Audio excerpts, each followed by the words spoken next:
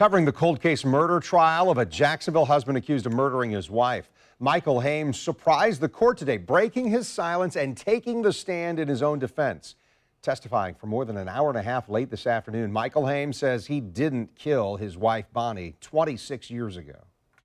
You need more time to talk about it. Yes, sir. Have you made a decision about whether you'll testify or not? Yes, sir. What is your decision? I want to testify. You will? Yes, sir. Michael Haim had been silent during the trial this week, then told Circuit Judge Steve Whittington in the court he would speak on his own behalf. After a short recess, Haim took the stand about 4:30, answering questions from his defense attorney, who began asking about Bonnie Haim's state of mind during the last conversation they had together in January 1993. She had been unhappy for maybe a month, maybe two. I can't put my finger on how long, but it had been going on where she wasn't real her bubbly self like she was. Haim described his reaction to his wife leaving the house late at night, that he searched for her in the days following her disappearance, and that people testifying he was nonchalant were wrong, that he was instead shocked and didn't understand why she was gone. Haim got animated when questioned about not speaking to close family coworkers shortly after Bonnie's disappearance. Why? Yeah. I'll tell you why. Because Sure. they accused me from about the first day at the Red Roof Inn that I killed my wife.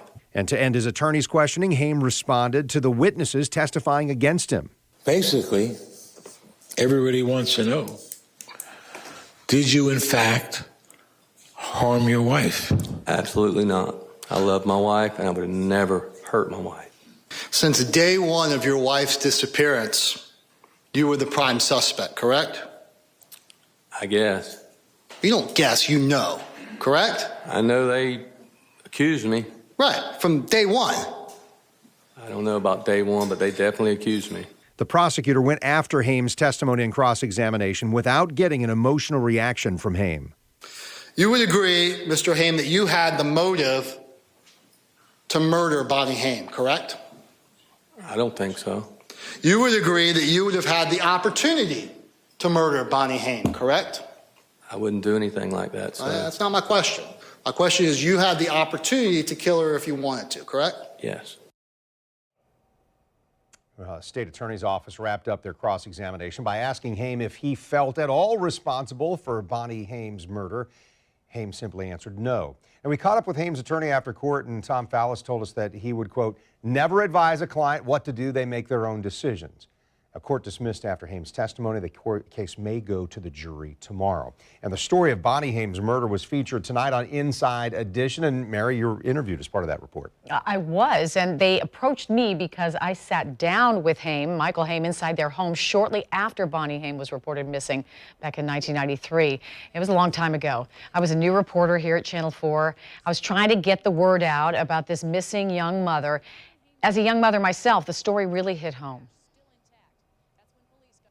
What I remember most about the interaction I had with him was that he brought his son out during the interview and asked him, "Where's Mommy?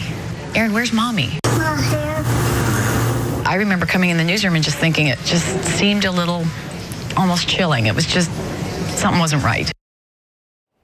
The Inside Edition producer asked me what else I took away from that experience sitting there in the living room with him, and I just couldn't stop thinking that while I was in their home, it's possible that Bonnie Haim's remains were right outside, buried in their backyard. It was just chilling. Which none of us knew for 20 years, 21 years until that, but Until her own son found her. What a story this has been. And again, as we continue following this case, we know that it may go to the jury tomorrow.